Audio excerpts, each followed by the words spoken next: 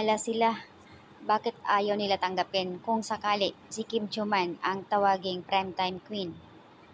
Komento ng netizens.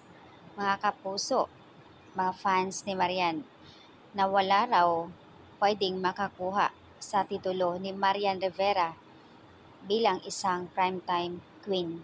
Siya lang daw. Mhm. Si Kim Chiu ang papalitan?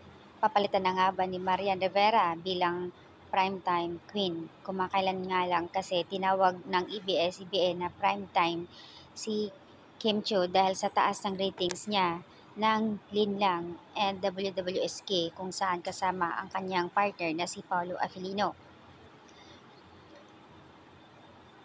Matapos ang successful na teleserye ni Kim Chiu na Linlang kasama si Paolo, nakitaan nga naman ang aktres ang husay at ang galing, kaya nga tinawag siyang primetime queen ng ABS.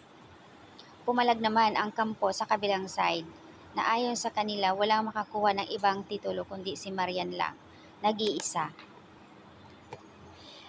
Kung noon nga naman ay tinawag nga si Marian na primetime queen dahil nga ongoing ang kanyang teleserye noon. Siyempre dahil wala na nga ang kanyang teleserye at ito na nga latest ngayon si Kim Chiu, kaya si Kim naman ang tinawag. Pwede namang hindi palitan pero nadagdagan.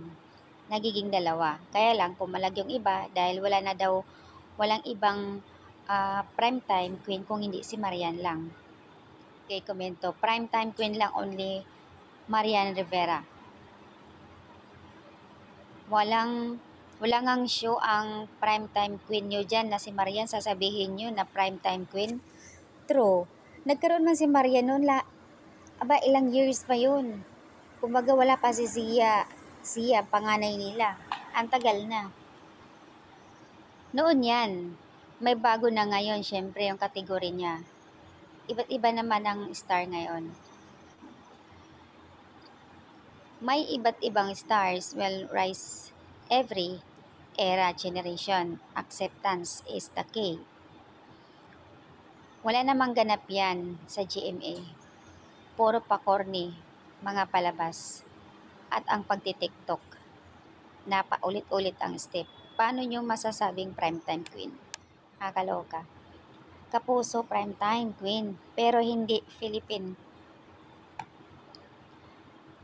Flop queen yan. Oo nga. Queen yan sa GMA. Gumawa din kayo ng channel nyo. Haha.